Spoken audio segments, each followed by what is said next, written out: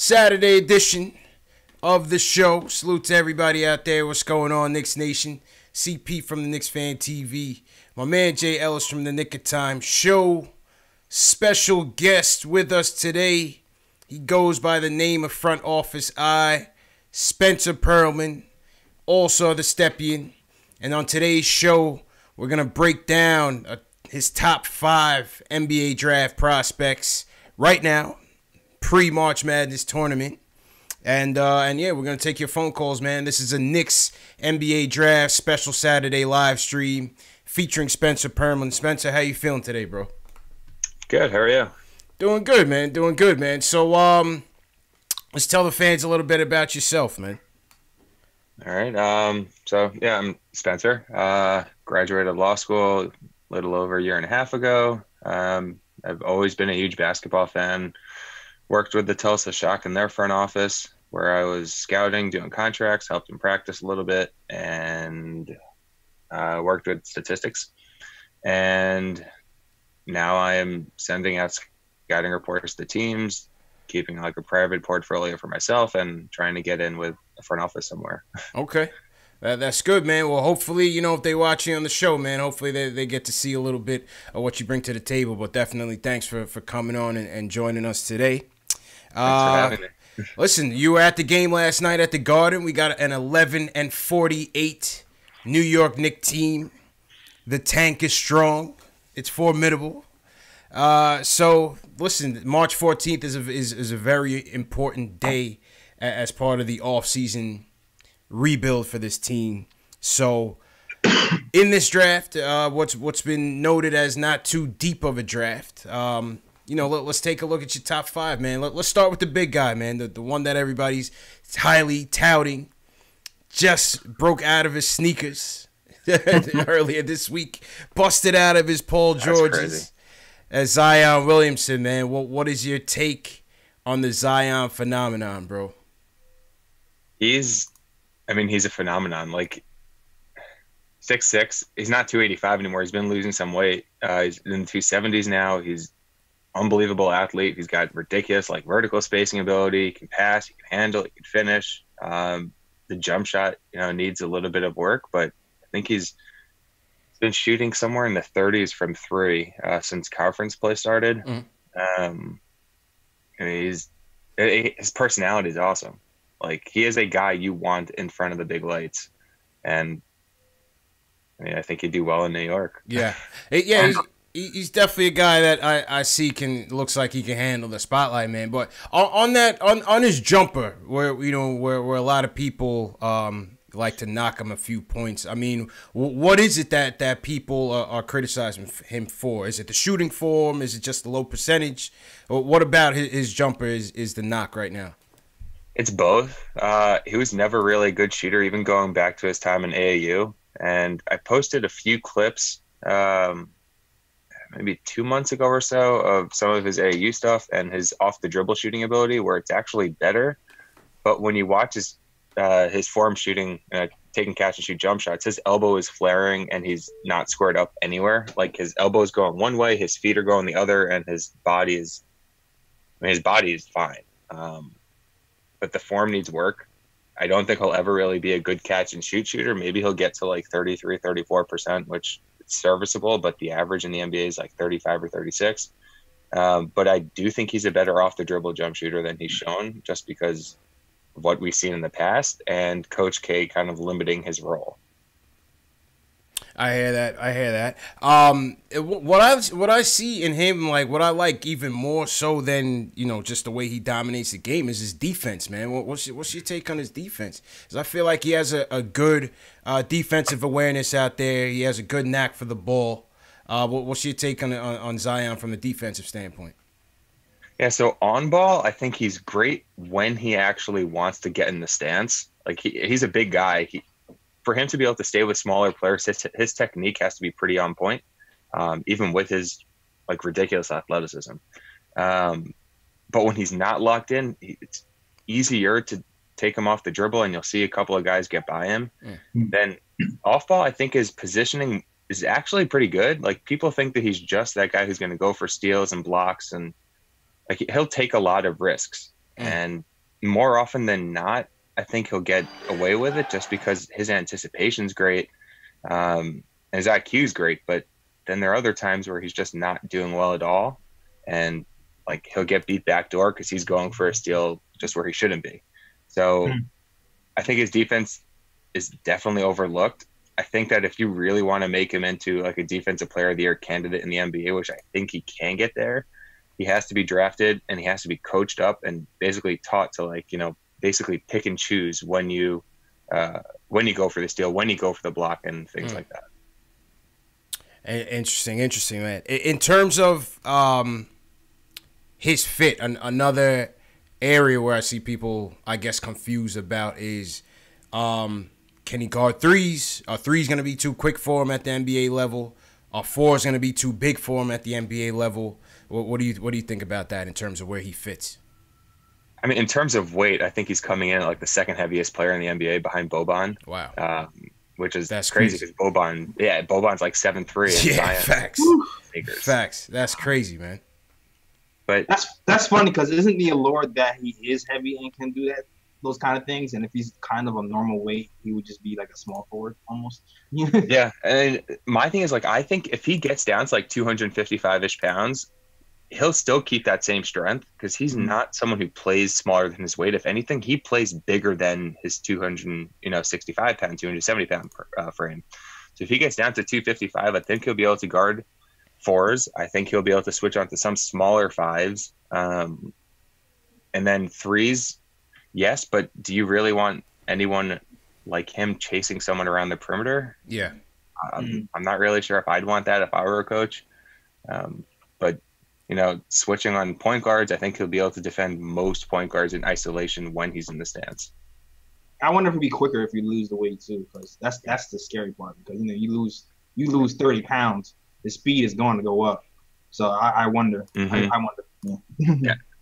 I mean, there's like another level that he can reach athletically. It's like everyone's seen the photo of him blocking like DeAndre Hunter's jump shot.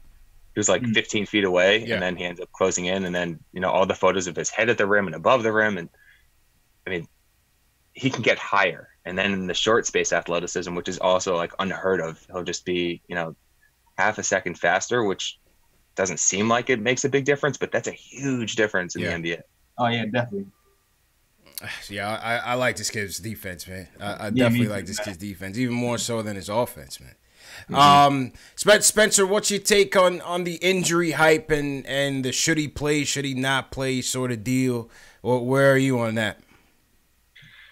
I think college athletes should either be paid or they should be allowed to use like their image in order to, either get sneaker deals or sell autographs or that kind of stuff. So from that standpoint, like why would you risk tearing your ACL or spraining your MCL again or doing something to your foot, which is obviously terrible for a big man. Like if I were him, I'd really, really think about just sitting out because he's going to be the first overall pick if he doesn't play another second. Yeah. Selfishly, I want to see him play just because I don't really want to have to go, 8 months without watching him in a competitive atmosphere. Right. Yeah. But in terms of the injury, like this is the first big injury he's ever had. As far as I know, like I've done research, I've tried searching for anything. I think he might have had like knee tendonitis for like a week or so, which I know tendonitis is like a progressive thing and just gets worse, but it hasn't bothered him since then. And the MCL was like, this was a freak accident. Like his shoe just exploded on him. Exploded. That's going to happen. Yeah. But I mean, just going back to the weight, if he gets down, to 255, 260, I think his career will probably stay at its peak a little bit longer just because it's less wear and tear in his joints.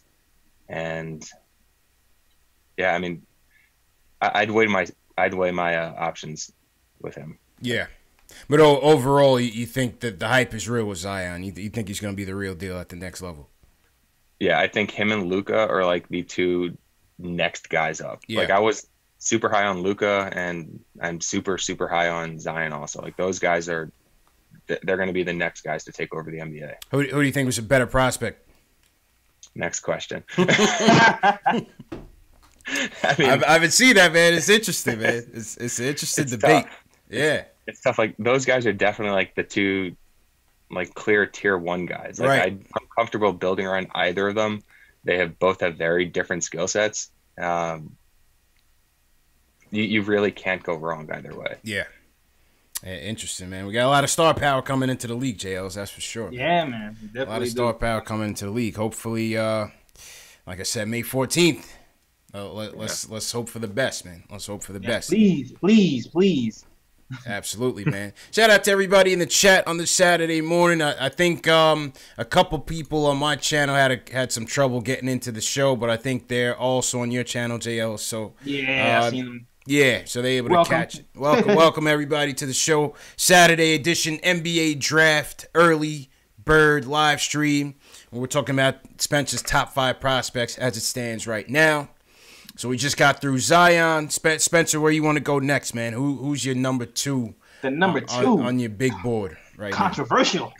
Yeah, I mean that's tough. Like you can really go any way. So the way I see it, you have one tier 1 guy, and then you just have a whole bunch of guys at tier 2. Yeah, that seems to be the sentiment from a lot of guys. It's Zion in a class by himself, and the rest. Yeah, like my tier 2 is trade down. Like I would trade down, try to pick up a couple assets, see what happens. Yeah, against your theory.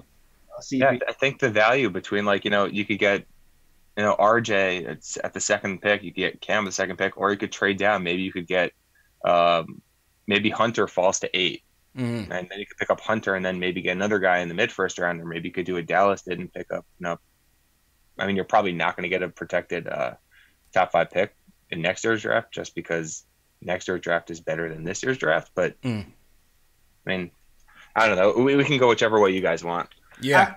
I mean, there's a little knocks on those guys, that's Cam and RJ specifically, because, they seem like they're not really high defensive guys and not really a high percentage shooting either. So I don't know, like maybe it could be worth getting somebody who might not be as the upside not be as high, but they might be a sure bet in the NBA as like a role player or just a good player. Yeah. Instead of bust. Yeah. Like I love Hunter. Like Hunter I think is going to be a great defender. I think he's going to be a good offensive player. I actually think Cam is a great defender. His shooting is super inconsistent, and that's an issue. Like his form, if you actually watch his form in the next couple of games, you'll see sometimes his elbow's down here, other times it's like super pointy, and it's just he doesn't look comfortable when he shoots. Cam Reddish. Yeah, let's talk about Cam, because I feel like, especially on our show, I feel like a lot of people in the chat aren't too high on him. No, number one thing I hear from people a lot is that he's getting overshadowed by RJ Barrett and Zion. How do you see that with Cam, Spencer? It's interesting. And on the one hand, I think he kind of is, just because you have RJ/Zion as the 1 and 1A guys, and then you have Trey Jones as the next guy up. I love Trey Jones, man. That dude's a ball hawk, man. He's a ball hawk. Yeah. And then Cam just kind of floats around in the back on offense, and he's more often than not the 4th option. So I don't really think him playing with Duke is the best for his progression, because his biggest knock coming into college was he floats in and out of games. He's not that aggressive, that kind of stuff. Yeah. So him kind of taking the back seat to 2 or 3 other guys is something I wasn't a huge fan of. But I mean, at the same time, when he has a bigger role, it's not like he's snatching it up and taking advantage of it. He's still fading into the back a little bit, mostly being a catch and shoot player. You can't really trust him around the rim, which is, I mean, it's odd because he's not a great athlete, but he's a better athlete than I think he showed this year. His turnovers are up, and the playmaking that I was under the impression that he had, and many others were under the impression he had coming into the season, it's where is it? I mean, it's not really there that much. Right. Which is why I was kind of confused when I saw early reports of people slotting him in at the 1. I didn't really see that. But then some of the ways you categorize him it's kind of the Knox comparisons are almost similar, JLs. Yep, exactly what I was thinking. Yeah. I think he's more talented. So I actually said in the podcast I did with Macri, the first podcast I did, I think, and I said that Cam might be the most talented overall in terms of him being able to pass, being able to shoot, being able to defend, but his mindset is not that of Zion or even RJ. Like if Cam had RJ's mindset, that would be a very scary player. Right. But mindset is a scary thing to me, man. This is why I was scared of Knox when he came to the Knicks, man, because I don't know how I feel like mindset might be hard to change. Yeah, I'm 100% with you. Yeah. So that scares me. Even with Knox being here. I mean, Knox is here. God bless him. I hope everything turns out right and that coach is inspiring him. It worries me a little bit. Yeah. It's interesting, man, because as you point to his strength, Spencer, in being a good on and off ball defender and his length, obviously that's something that Fizdale likes, and obviously that's something that could give us a lot of flexibility. But the motor issue, the mental issue, could give you reason to pause. Yeah, and then his mid range jump shot is nice. Like last game, I think they ran him off 2 or 3 pin downs and he hit them. It's just when he's trying to put the ball down and attack the rim, he's either turning it over or he's just not finishing. Like he's finishing I think 48 or 49% of the shots at the rim this year, which is bad. He's below 40% maybe from 2 this year. Those are not only red flags, those are like blood red flags. Like that's not good. Yeah. That's interesting, man. I saw the Florida State game. I thought that's probably his best one of the season so far. Yeah. He went off. Yeah, he went off. But as you said, even the Carolina game, once Zion went out, a lot of people were looking at Cam and even to a certain extent RJ to kind of step up a little bit. But overall bad game by the Blue Devils there. Yeah, that wasn't fun. Yeah, man. So speaking of RJ, let's go to RJ next, man. What's your take on RJ Barrett? I feel like he's another one that's the opinions on him are quite polarizing, not just with Knicks fans, but just overall college basketball fans and what he can really be, man. Go ahead, people are calling him the second coming of Tim Hardaway Jr. Yeah, I've seen Tim Hardaway. I've seen Kobe. I've seen the spectrum, Spencer. I've seen it, man. I've seen T-Mac. Somebody said T-Mac. I was talking to one of my friends a few days ago, and he actually brought up Dion Waiters, which was a comparison I hadn't heard before. And in terms of strengths and weaknesses, it's interesting to think about. But the way I see it, RJ has the Kobe mindset without the Kobe skill set, which is why his efficiency is low. It's why he's taking on 3 guys at the rim instead of kicking it to the strong side corner where someone's open. But if you want an engine for an inefficient offense, and something should be said for that because not many people have that ability, I do think RJ can do that. I think he'll get his 25 points on 53% true shooting, kind of like what Melo did, and not really provide much else, which is kind of unfortunate because he's skilled. He can pass, he can defend when he wants to. The shot is definitely a giant question mark, but if he's drafted somewhere where he's given the reins day one, that I don't think that's going to turn out very well. But if he goes to, there's really no chance he ends up in San Antonio. But San Antonio is probably the one place I'd love to see him, just because Popovich and his ability to really get every ounce out of every player and play to their strengths. Kind of like how he has DeRozan playing right now. Yeah, exactly. Yeah, and I've heard that comparison also. DeRozan was a better jump shooter coming out of college, and his form was much more translatable. He was able to pull up quickly from the mid range, and he definitely wasn't the passer that RJ is now. RJ is probably, he's far ahead of where DeRozan was as a rookie, and basically DeRozan right now, he's definitely improved as a passer. But if RJ can have that upward trend that DeRozan has, he can be a very, very good passer in the NBA. But does he want to be the very good passer? Yeah, he likes shooting. He likes shooting a lot. Yeah, especially I see him forcing a lot, especially the Carolina game. Just watching the Carolina game, a lot. He does make a lot of forced shots, but then there's other times like the NC State game where he flashes some ability, man. So I guess it just depends on what he wants to be on a given game. Yeah, the NC State game, that was the triple-double game, right? Triple-double game, yeah.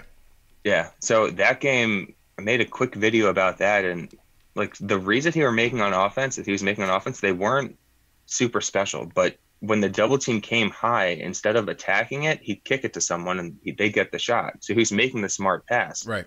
So when you watch that game, then you compare that to what he did against UNC, it's night and day. Like he was driving on 3 or 4 defenders with guys standing wide open. And the NC State game, like he has that ability to do that consistently. It's pretty simple. When the double team comes, you kick it. But the fact that he's only really done it once this entire year makes me think that was more of, a flash in the pan versus a consistent thing. I hear that, man. What were you saying, Jails? Oh no, I wasn't saying anything. I was just admiring his analysis. Yeah. Yeah, no, it's interesting, man. It's interesting. I mean, you got like the size. He's listed as 6'6", 6'7". Mm-hmm. As you said, man, can be a willing passer, but having just gotten rid of Tim Hardaway Jr., who's I guess similar style game, it's hard for Knicks fans to accept. I see some people saying he's a Chuck. Easy Win says he isn't selfish. Yeah, like I said, man, the opinions are very sporadic with RJ, man. Very sporadic. There's people who say they want RJ over Zion, which seems insane to me. Yeah, I've seen people say that on Twitter, and I'm like pulling back my fingertips, so I'm not typing anything. Yeah, like I'm just. You guys can think that I'm not. No. No. Tell how you really feel. Don't you don't gotta be polite. This is. You tell them how it is. I mean, tell them they're crazy. Tell them they're crazy. Yeah, like Zion is to AD what basically RJ is to Michael Kidd-Gilchrist. Like the drop off between 1 and 2 is massive. They average around the same amount of points, and Zion takes far less shots. Yeah, John Wasserman, he had a tweet, and it was like I think RJ. I think he made 2 fewer shots or something like that on like an extra 100 and something attempts. I mean, that's crazy. Really? Like, yeah. Yeah, man. Zion's number 1, guys. Zion is number 1. It's not to get too crazy and overthink this. Yeah. I feel like people go the other way because they're tired of the hype train. It's like you just want to pick somebody else because this guy's been in the spotlight for so long. But Zion's number 1. Just get that out the way, and then number 2, 3, 4, we can debate that all. The question is, can we get there, man? Can we? Get there? Well, time will tell, man. Time will tell. Shout out everybody in the chat once again. This is a Saturday edition of the show. Knicks Fan TV, my man JL's from the Nick of Time show. Spencer, the front office eye, also at the Stepien, does some scouting for the NBA. On the rise, up and coming scout. Joining us today to give us his top 5 big board. I saw some people in the chat had some trouble finding the show. That was probably my fault, technical difficulty on my end. So apologies on that if you're missing it live. But I see JL, so you got some people in your chat. So shout out to everybody joining us. T. Williams, Easy Wins, Skip, Chris, Alex, all the way from Ireland, checking in with us. Alex was the one that recommended you to us, man. Spencer. Yeah. I like Alex. He's a good guy. Never misses a show, man. Next film school. Yeah, you would think he lives in New York, man. This guy's 6 hours ahead of us. Alex is the mayor of Knicks Twitter. He's the mayor of Knicks Twitter. Alex is the most underrated Knicks Twitter guy on Twitter. Facts, man. Facts. He's our chat moderator. He's everything, man. He wears multiple hats in the community. So that's a fact. Yeah, man. Shout out to Alex and for recommending Spencer. Okay, so we went through Zion, we went through Cam Reddish, we went through R.J. Barrett. So we've gone through the 3, Spencer.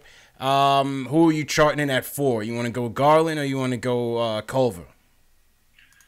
I'm going Culver. I had Culver as high as 2 earlier this season. Yeah. I just saw that. I just saw that, man. So tell us a little bit about Jared Culver from Texas Tech, man.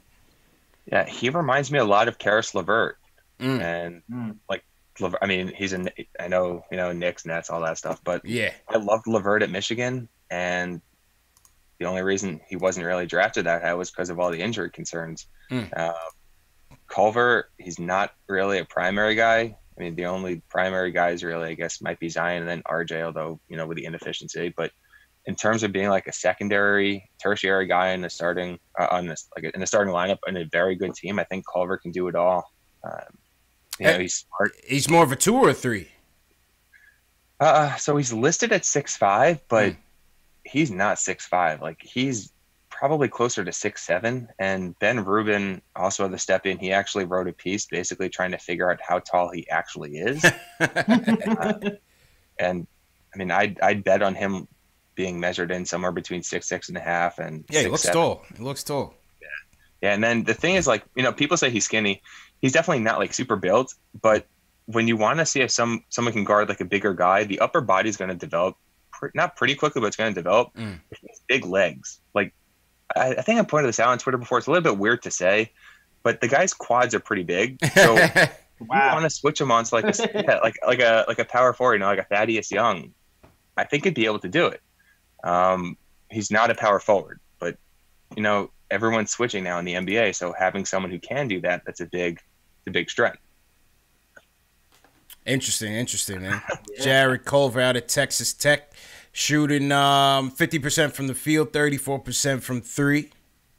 Yeah, but his shooting dipped a little bit recently. Okay, so yeah, talk about that. You said the shooting and his shooting form are some of his weaknesses. Yeah. So I think it was before the last 2 games, he was having a pretty rough stretch. I don't know what the percentages are off the top of my head, but like it just wasn't good.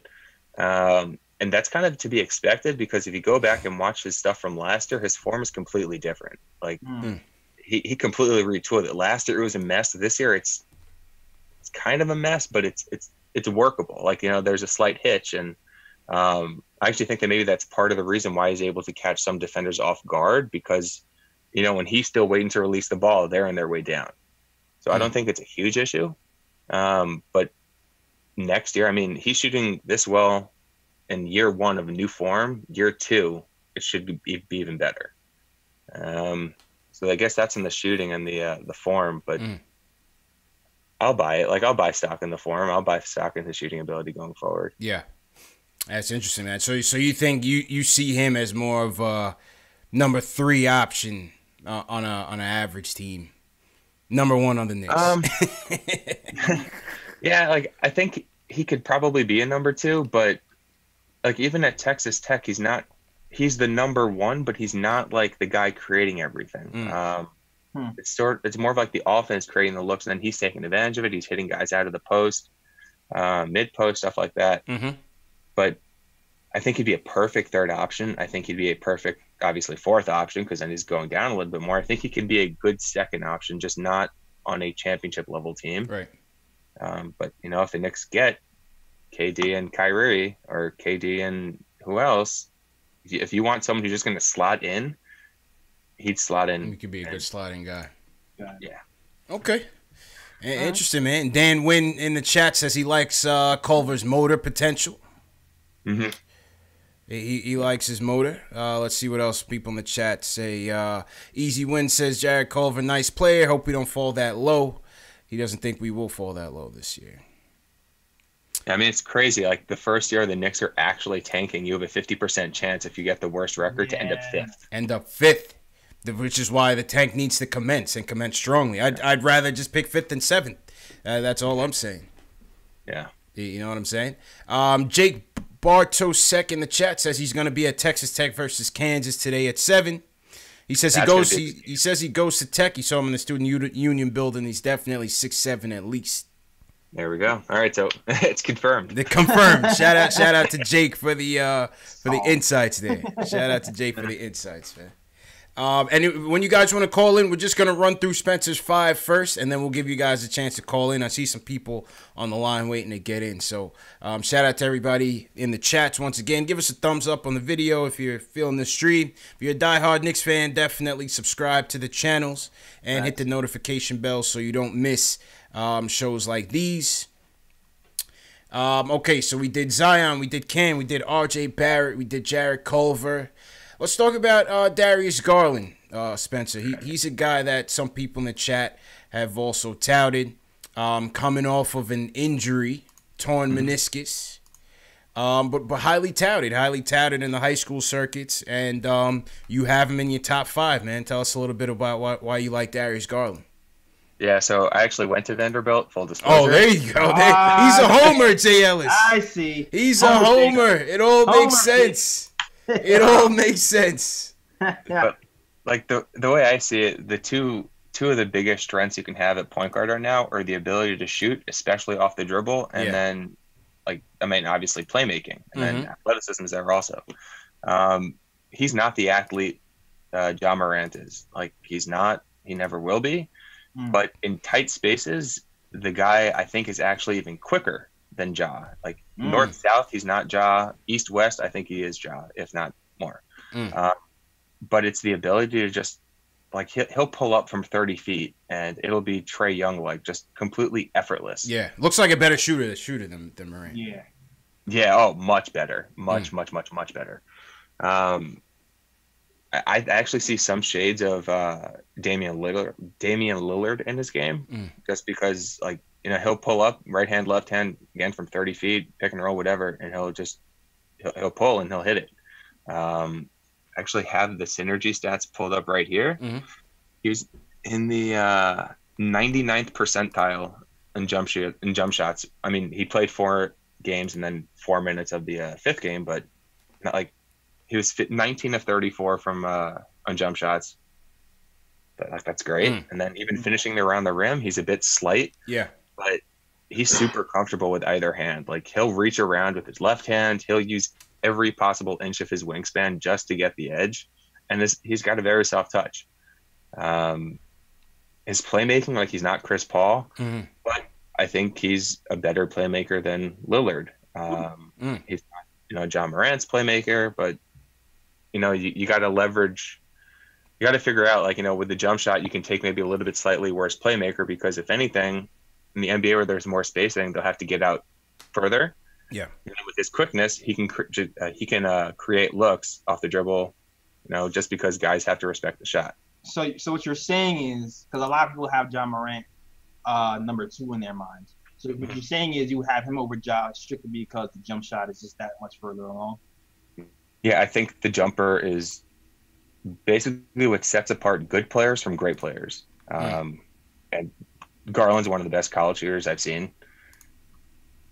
I mean, Ja is not. And people say, Ja's got a good free throw shooting percentage. He's like 81, 82% or something like that. He went 21 for 21 one game, and he's in the 30s from 3. But the form, I don't think, is translatable. And, he's got – it's not even like he just has one elbow shooting out. Like, both of the elbows are out, and that's not good for the ability to just pull up on a dime and shoot off the dribble. And again, Garland can do that now.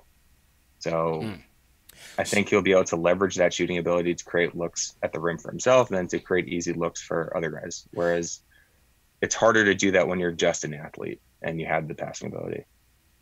So you think, because you don't hear too much about Garland, unless maybe, you're in your line of work where, you guys are studying these guys. But do you think it's maybe because of the injury why he's not being as highly touted as Morant right now? Yeah. Yeah, I mean, if he had been healthy this season, I think he would have been easily the number one point guard, number one point guard in the draft. But, I mean, he's hurt. So. Yeah. Out of sight, out of mind. And then, when they have the interviews and stuff like that near the combine, the guy's super personable. Like, he's a fun guy. He's apparently a really hard worker, so I think he'll ace the interviews. Will he be the first point guard? I mean, if I'm a GM, I'm taking him first if I need that point guard. But I'm not a GM yet. He's on the way, man. He's on the way. And he throws in his fellow alum in the top 5 jails. Yeah. I forgot. Take it how you want it. Take it how you want it. I forgot Spencer went to Vanderbilt, man. I forgot he went to Vanderbilt. Let's see what the chat has to say about Darius Garland. What do you guys think in the chat about Darius Garland? Leave us a comment or leave us a comment in the chat. Let's see. Ciroc says Vanderbilt's court is ugly. What do you think about that, Spencer? Were you happy with the court when you were a student there? Different. I actually played there. I was going to try to walk on my senior year. Okay. Injury, so I didn't. But I was able to play there with a few of my friends, and I like the court. It's different because most times you have the team sitting on the bench in the sideline, right? But they're in the baseline. Oh, okay. Yeah, like when you're watching games, it takes some time to get used to, I guess. Yeah, absolutely. It's definitely not like a high end arena. But, yeah. Hey, man, that's something for you, man. It's all good. So wait, you tried to walk on? Wait, you skipping something really important. You tried to walk on? Yeah. Yeah, but I had a really, really bad back injury, basically. Oh, man. You said back? Yeah, week before, damn. basically couldn't walk. Damn. So, yeah, timing was kind of bad. And the team wasn't that good senior year. Yeah. Like my senior year. Mm-hmm. Oh, so you could have been a man. Oh, okay.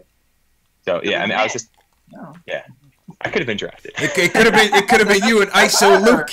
You and ISO Luke played the inside-outside game with Luke Cornett, man. That's what I heard. You know? Oh, team's bad. I can shine. How was Luke at school, man? He actually got there. So he started his freshman year the year after I left. Okay. All right. But like I watched all their games basically over the next 3-4 years, and I was talking to one of my friends yesterday, actually at the Knick game, who also was at Vanderbilt, and he's like, he never saw this coming. Like he thought maybe he'd be in the league for 1 year or 2 years max. Yeah.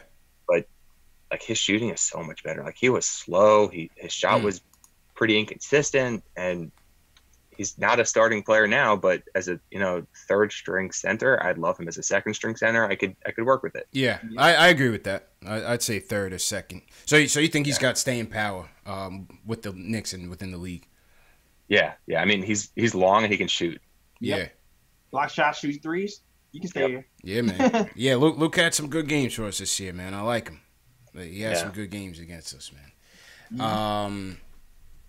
What else? Let's see what else people are saying in the chat. Dan Wynn says Garland has a smooth shooting motion. He says he looks nice. He's a fan. Yeah. Cedric Calder, he's questioning Garland over Ja. That's all right. I've heard it all. I've heard people say that. I'm okay taking the the road less traveled by that. Yeah, and that's what I told people when I was hyping up the show. I said, your top 5 is not who they think it is, man, because you got Ja Morant outside of your top 5, man. Yeah. Yep. 24 points, 10 dimes, 2 steals for Ja Morant. Yeah. Yeah, this kid looks like a beast, man. I don't know, man. He just looks like he just has it, man. I actually saw a little bit of Lillard in Ja Morant. Really? I definitely did. What's your take when people are you also along the lines when people say he hasn't played anybody, Spencer? I mean, his conference is bad, but he showed out against Auburn and was it Alabama? Yeah, Alabama game over Christmas break. He had a good showing. Auburn as well. Yeah. So I don't think it's. I mean, his schedule is easier, but the 2 big games he's had this year, or 2 of the big games he's had this year, was against great competition, and Auburn's defense is like ridiculously stingy. Mm-hmm. So, yeah.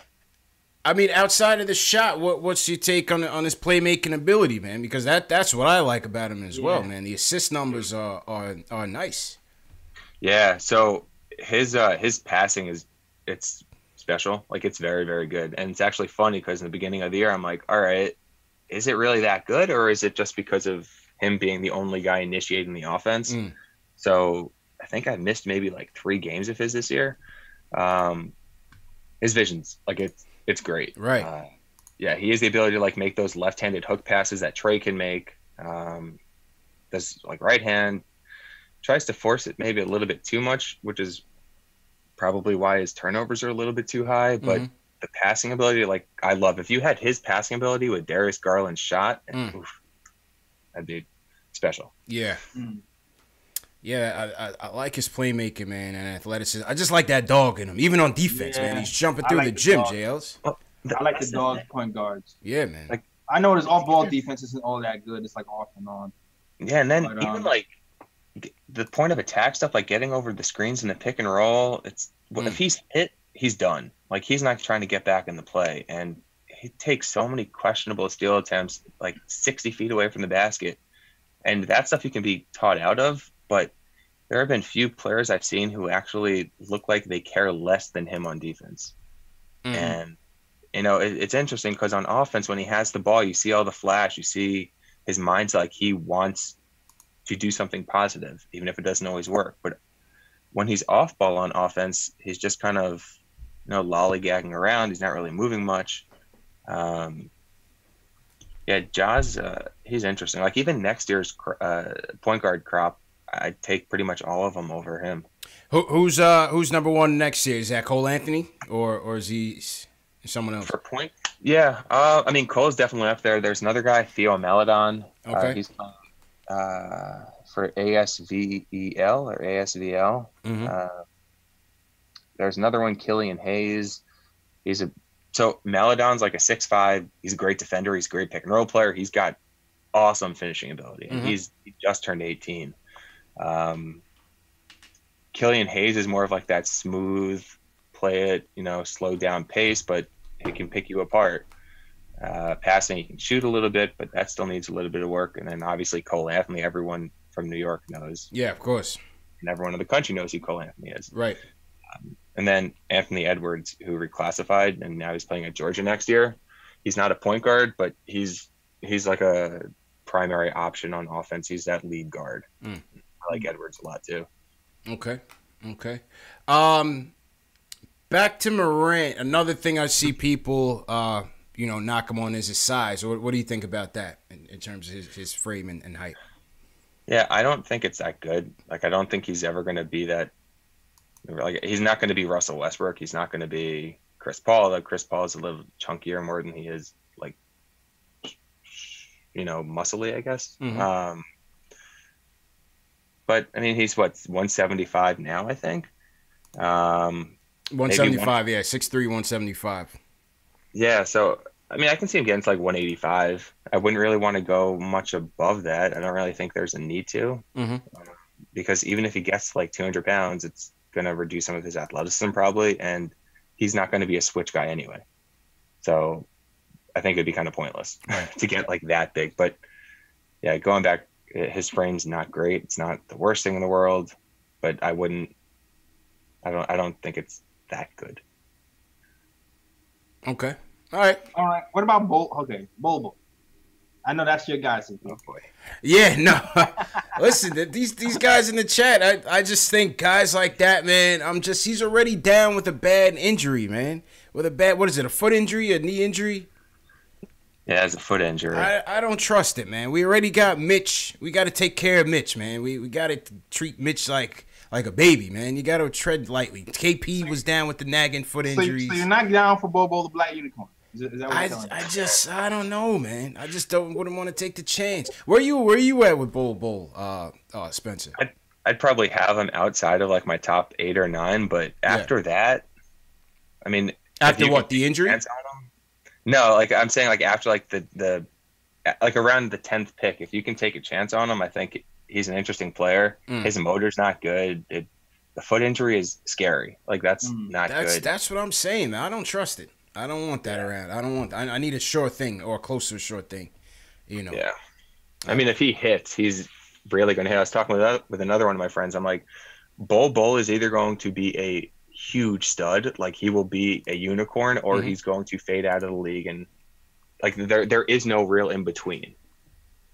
There's just too. Interesting, man. Interesting. Michael Parker sends us a super chat. Salute to Michael Parker. He says KD had a foot injury too. People forget. No, I definitely didn't forget because that was a bad injury too. That fifth. I think he needed a skin graft on that foot, man. So that's another thing. And with that, he's taking his injury and his championships to New York, JLs. Hey, after he wins his third one, he can come here and get the bag at Yeah, come to New York, bring a friend. Come to New York and bring a friend, man. I see people in the chat have questions for Spencer. Dave, if you want, send them the link to the Google form, and we'll get to those Q&As after we get to the phone calls as well. I don't want to miss anything in the chat, but I saw some people had questions for Spencer as well. So Dave, if you could send them the link, we'll pull that up for the end of the show. Real quick before we close out on the point guard, Spencer. So you were at the game last night and you were talking about DSJ. In terms of the draft strategy, I'm always with the best player available sort of deal. Mm-hmm. If we get to a 3 or 4 slot come May 14th and you have Morant and Garland there, not knowing what the free agency holds and still having Dennis Smith Jr. there, you think they should pull it regardless?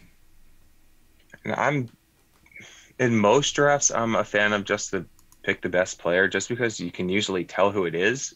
But after Zion, you can make an argument for 6, 7, 8 different guys. Yeah. So I guess unless if they really buy into Garland or Morant, then you should definitely pull the trigger and you should draft him. And I do think there's some sort of a market for Dennis Smith Jr., even with the defensive concerns and the inconsistent shot. The Knicks they're in an interesting place, I guess, just because they have no true number one guy. It's not like they're trying to win now. It's the accumulation of assets and trying to get lucky in free agency. Right. And we're in an asset building phase, JL. So what do you think about that? If the point guard is sitting there on the 3-4 slot or even the 5 slot, do you go there if he's the best player available, or do you try to address another need area, JL? What do you think? Man, I've been going back and forth this all the time, but I'm like, Kyrie's coming, might as well get him anyway. See, this is why I wish free agency was before the draft. It only makes sense, man. Yeah. It only makes sense. Free agency needs to come before the draft so that we know for sure, like, okay, Kyrie's not coming. Let's address, whatever it is we need to address. Because then we got trade chips. Then you got trade chips. Then you got trade chips, I wish that we'd do that, man. But what do you guys think about that in the chat, man? If the point guard is available and we're looking at the 3 to 5 range, still having DSJ, and you have a guy like a Morant or Garland up there, what do you guys do? Let us know in the chat. Leave a comment in the chat. So I want to say one quick thing. Yeah. So someone asked about Sekou. Yeah.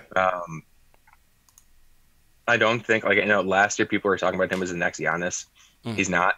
Mike Schmitz actually put out a piece earlier this week, and he said he's more of like an Alpha Camino guy, which I've been saying since last year. I spoke with Mike Schmitz on the phone a couple months ago and actually said that's what I'm thinking. He's like, yeah, I think the people are kind of like blowing it out of proportion a little bit. So I don't think Sekou is really someone you take it like 1, 2, 3, 4, 5. And I like Aminu. Like he's a good 5th starter, but I don't really think you should try to pick a 5th starter if the ceiling, the realistic ceiling isn't that high. I agree with that, and we're gonna get to your next tier players. Let's go to the phones. Will from LI wants to talk about how Zion should keep playing despite the injury. Will, what's going on, bro? Yo, what's going on? CP, JL, Spencer, how you doing? Good, man. How you feeling, bro? I'm doing all right. Listen, man, I was watching the Duke versus Carolina game, and I saw what happened to Zion, and obviously we're going for the number 1 pick, and we don't know what's going to happen.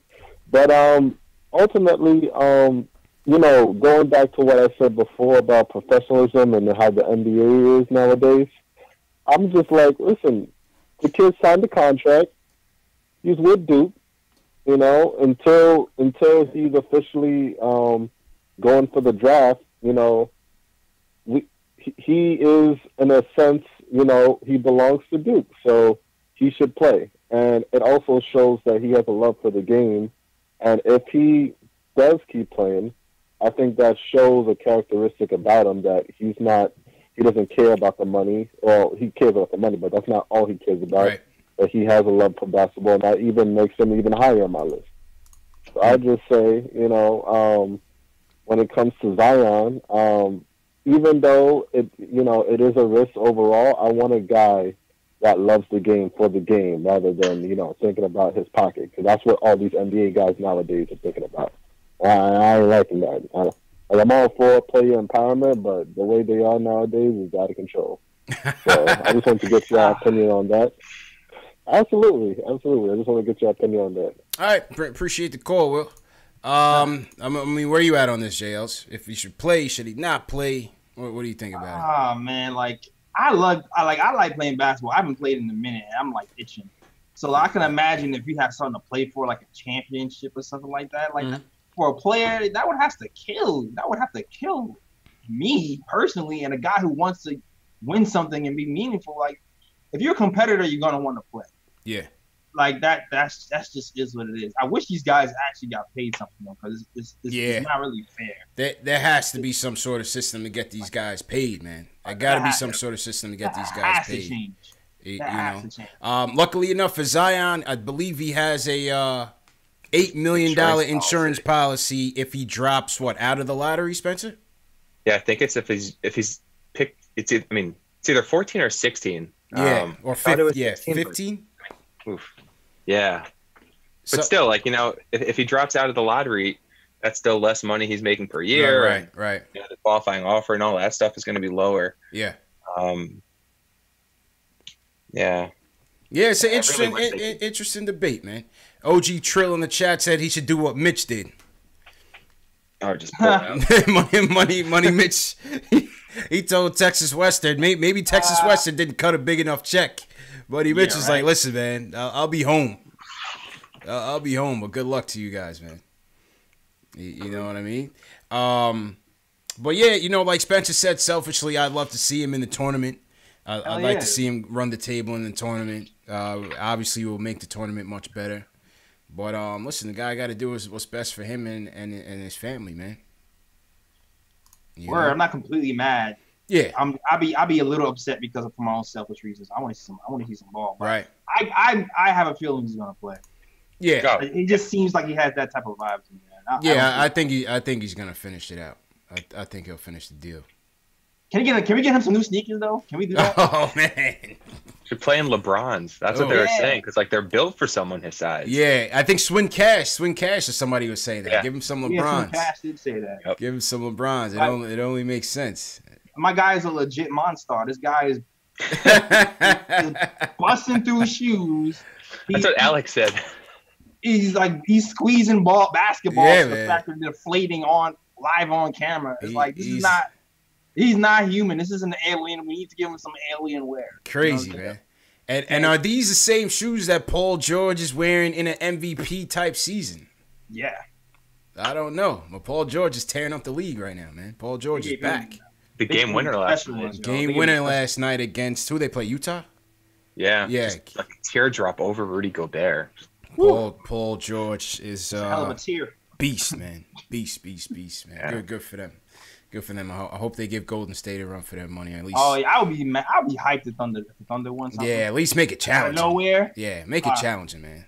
Get KD pissed off where he hates Draymond. Let's see another huddle, a fight in the huddle, and Draymond's hogging the ball. Yeah, you know what? If that happens, then I can see him staying with Golden State. Never mind, I don't want that. I don't know, man. I don't know what's going to be the extra motivation to get him here and clean up this mess. But we'll see what happens, man. We'll see what happens. I appreciate the call, Will. Let's go to Jersey. Jamal from Jersey wants to talk about the RJ Zion debate. Jamal, what's going on, bro?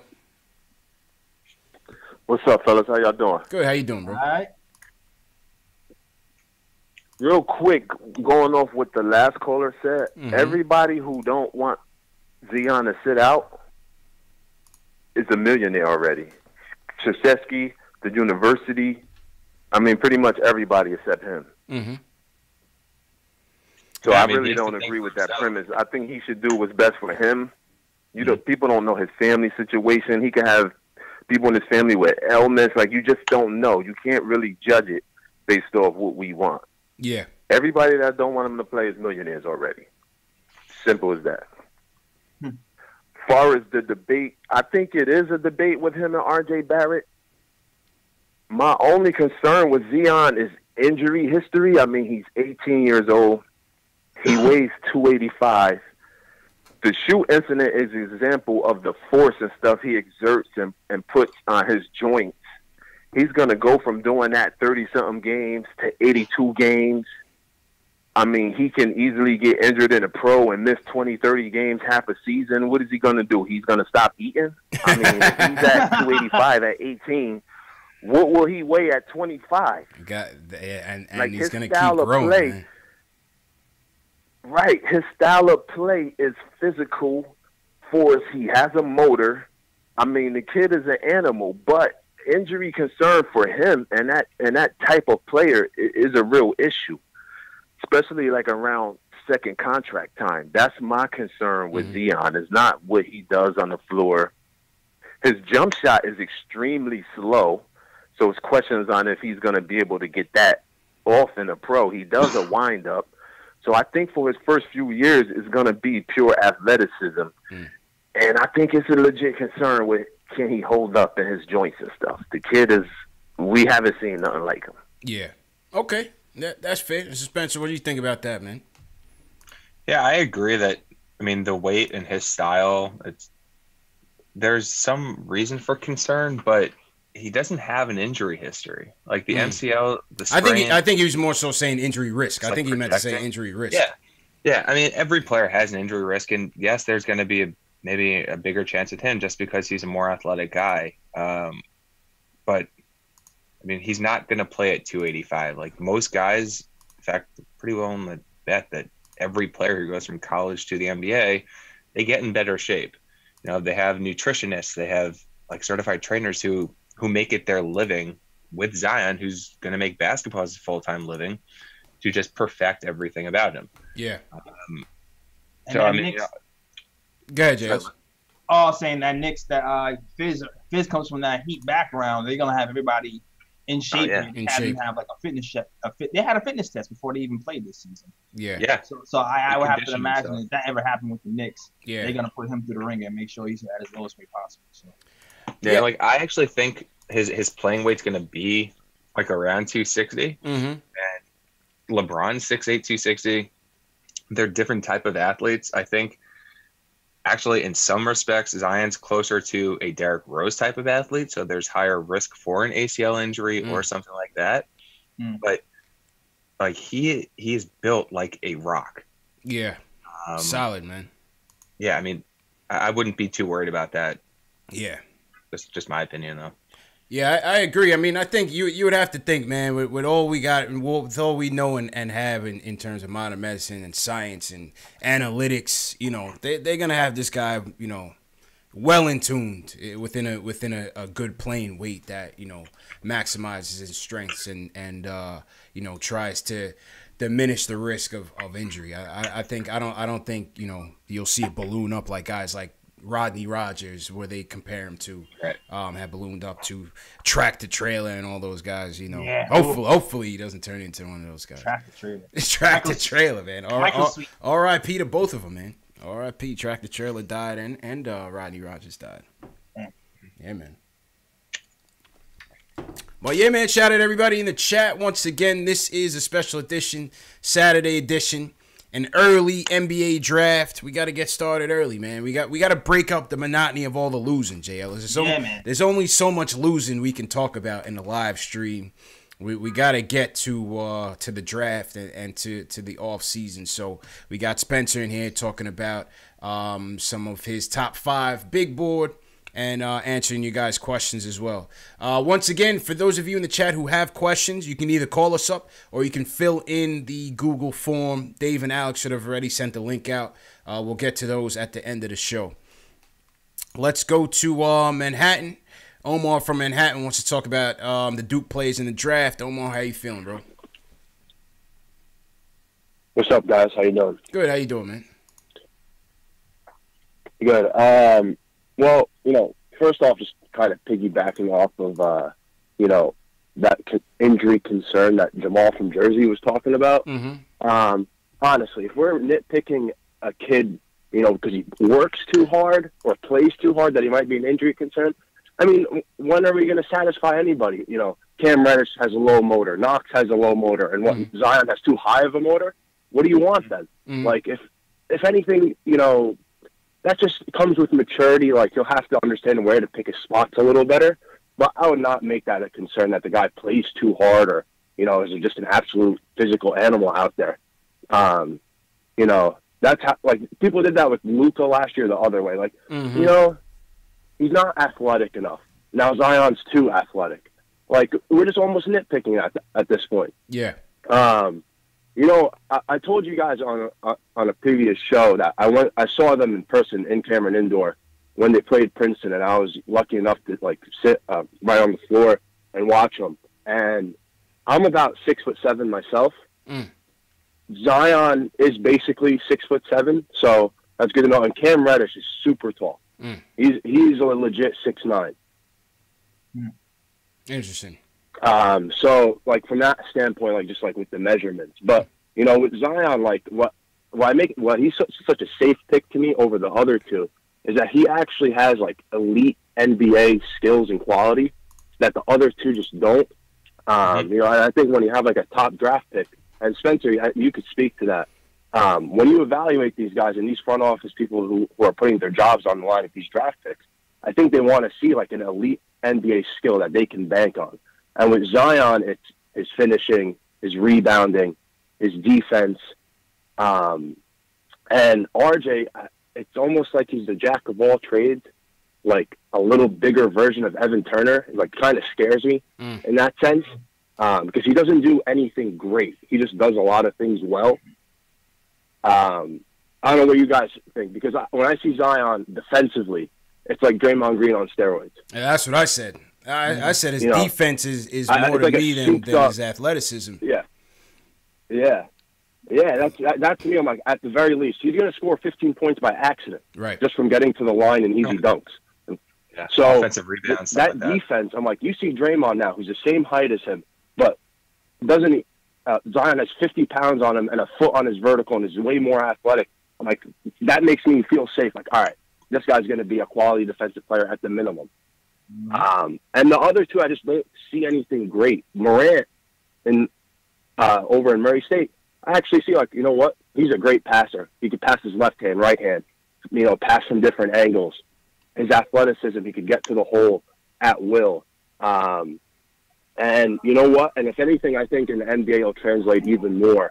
And that's probably what hinders a little bit the other guys like Cam and RJ, is that people don't realize that in college, the paint is 4 feet narrower and there's a 3-second count. There's no 3-second count on defense.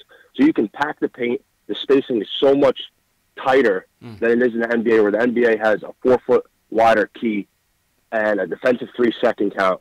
I just think when the floor opens up for some of these guys, so that you can't triple team Zion in the NBA like that you could do in college. So he will have his way getting into the paint.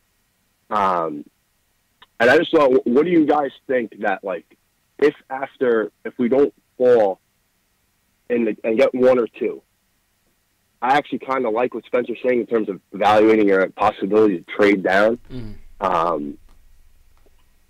Would you be open to it? I've always been against it, man.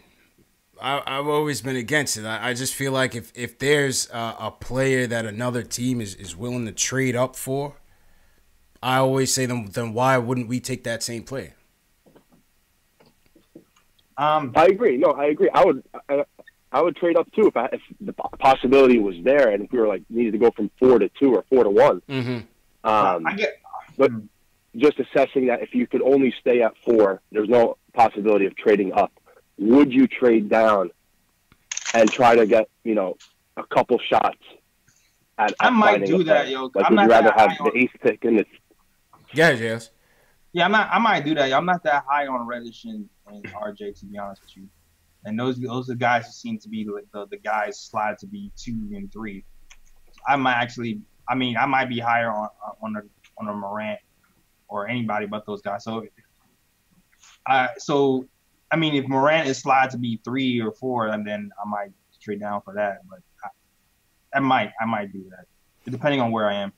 And Spencer, maybe 3 and lower. I don't know. And Spencer, you were saying that if they found value at one of these slots, you would definitely entertain trading down. Yeah. I just don't really think there's that big of a drop off between 2 and 8. Like, you know, if RJ's going to go 2, if Culver's going to go 3, Cam 4, whatever, if you can grab DeAndre Hunter, who I think has some Robert Covington in his game, that's an unbelievable value, especially if you can pick up, you know, maybe a protected first that turns into 2 seconds or something like that. Like, you know, the Knicks are in asset accumulation mode, and I don't really think there's that second star in this draft. Like, this draft is not last year. There's no Jaren, Trey, Luka. There's no, like, Bagley. There's none of that. Carter. Mitch. Yeah, Mitch. I mean, like, Exactly. that's not going to happen this year.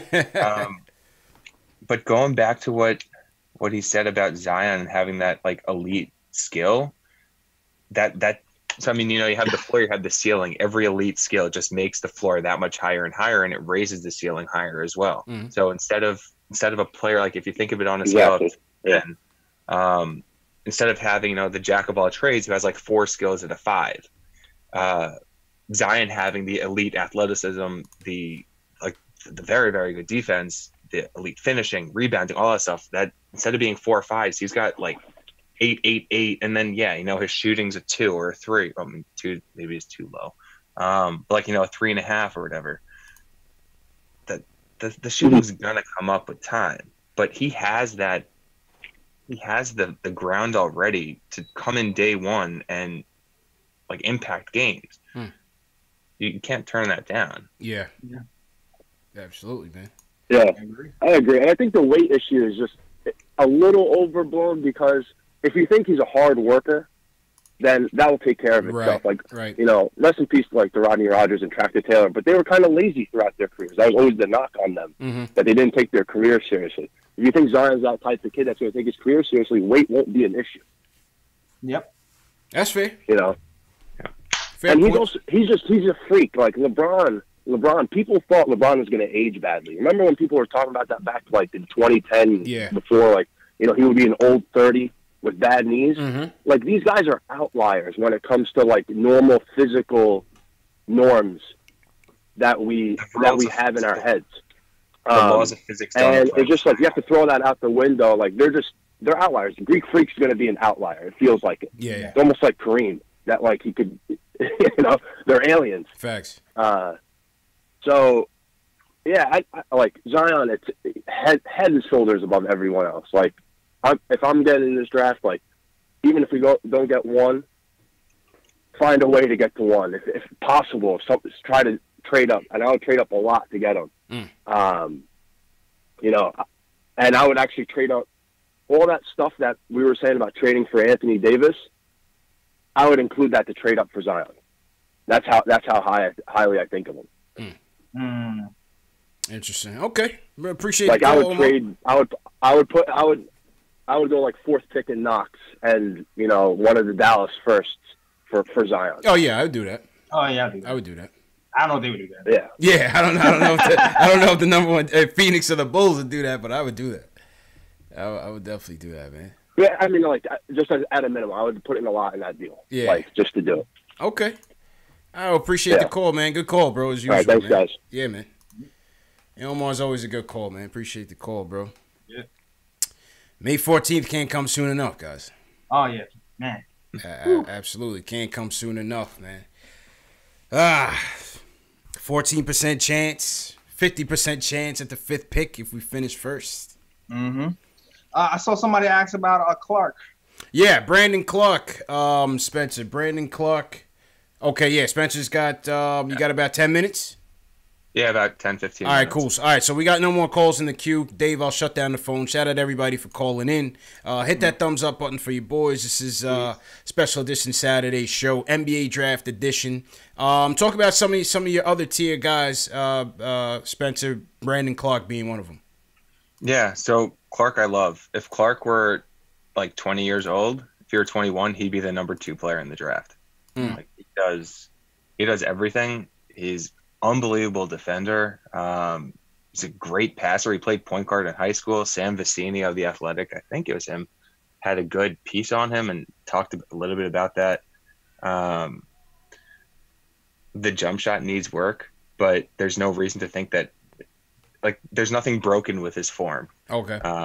So I think it's going to come in time. But similar to how Jaren was just kind of a step ahead last year on defense, Clark, I think, is that same type of just purely like instinctive. Like he sees what's going to happen, he does it.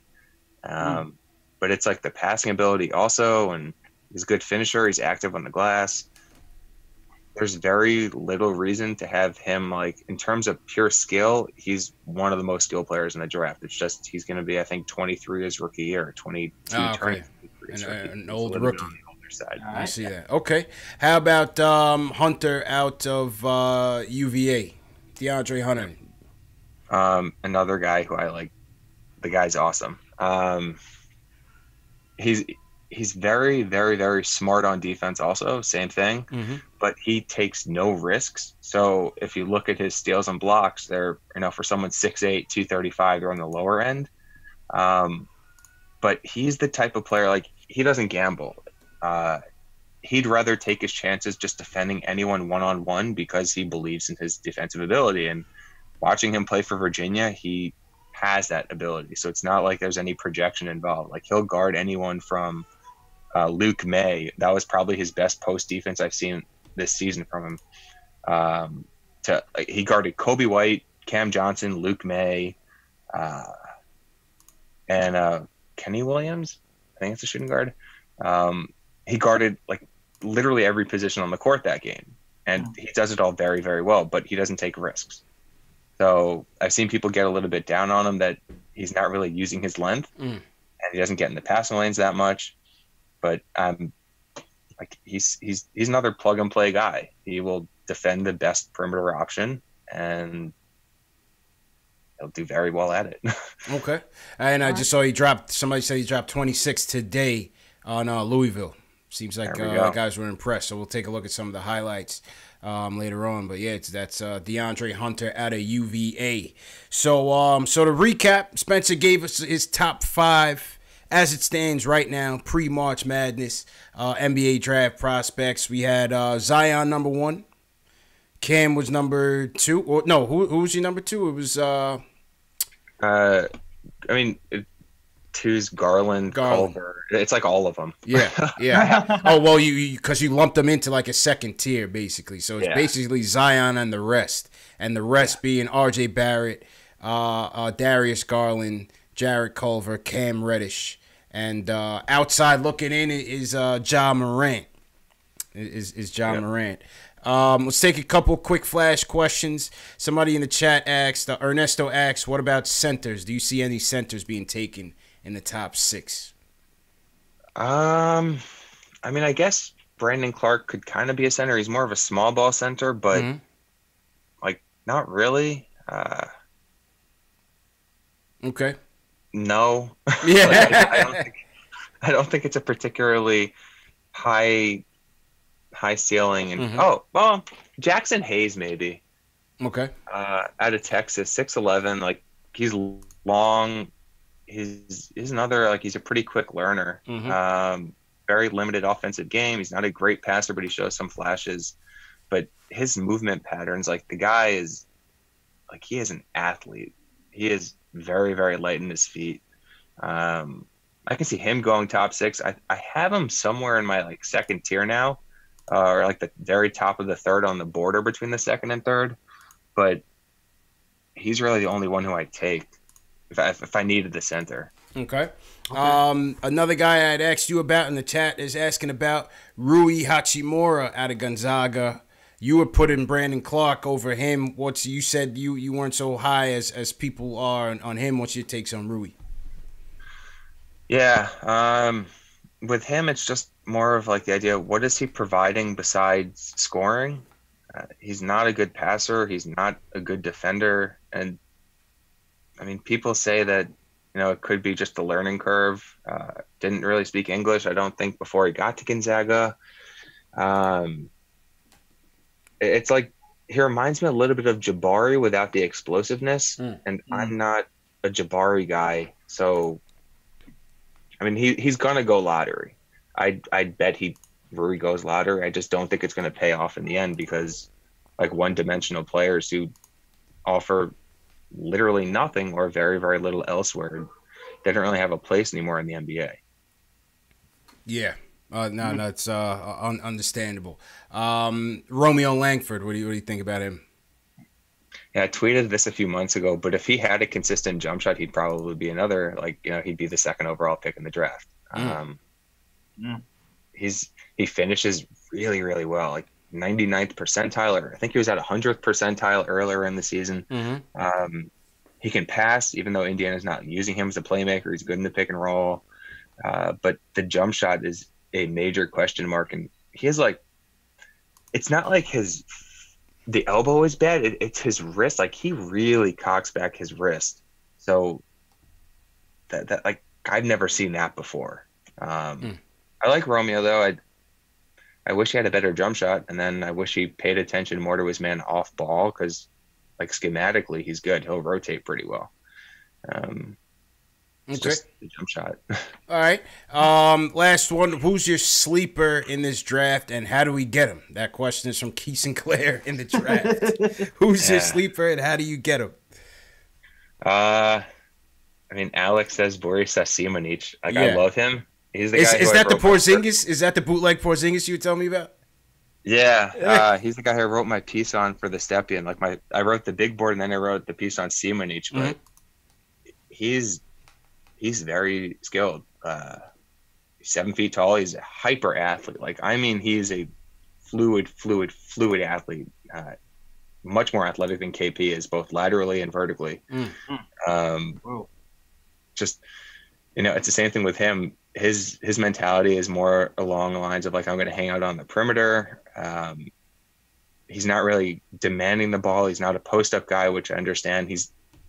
His role with Red Star is strictly as a floor spacer. So I think there's definitely some room to unlock more of his game, because I think he has a little bit of a handle. But, I mean, you can never have enough guys who can space the floor, who can defend the rim a little bit. He can switch. And he's young. I mean, he's probably going to go, if he enters the draft, somewhere in the mid to late second, because I think he's still under contracts for one more year with Red Star. But I like Simonic. All right, definitely obtainable, and we'll pull up some highlights throughout the year on him as well. JL's last one, Spencer. What'd you say? Do we have a second? We have a late second, right? I don't know if we have a. Houston's. Do we have a second round pick? That's a good question. We'll look into that one. Good question. How about Shamori Pons for the locals out here, Spencer? Let's close with Shamori Pons. What's your take on him? Yeah, he's another guy. I had him in around that Trey Jones, Kobe White, Jordan Poole tier. He's a hell of a shooter, a hell of a scorer. The shot I still think is a little bit streakier than I'd want it to be, and he's another guy who you could just, it's like a Lou Williams. If you want someone to just go in and run the entire offense through and just put up points, he'll do that. Have some shot selection concerns, but watching St. John's with him on the court and then without him on the court, you completely understand why he does what he does. His role is to be the engine. The guy, yeah. St. John's kind of screwed. Yeah. But I like Pons. He's fun. I mean, he got pretty crapped on by Duke when they played, but yeah, expected. Pons is a good player. And Trey Jones is a good player, man. Trey Jones is a good player, man.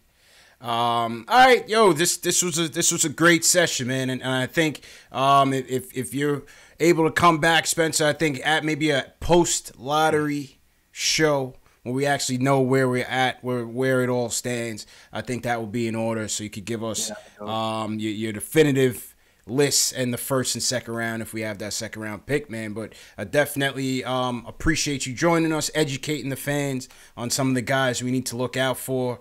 Obviously, as we near the tournament, these guys will be more and more prevalent on the national stage as well, man. So customary on the show, Spencer, to close out, I'm going to throw the camera on you. Just tell the people where they can find you at and on Twitter, and promote your website, everything, man. Yeah, so I'm at Front Office I, just spell that out, it's one word.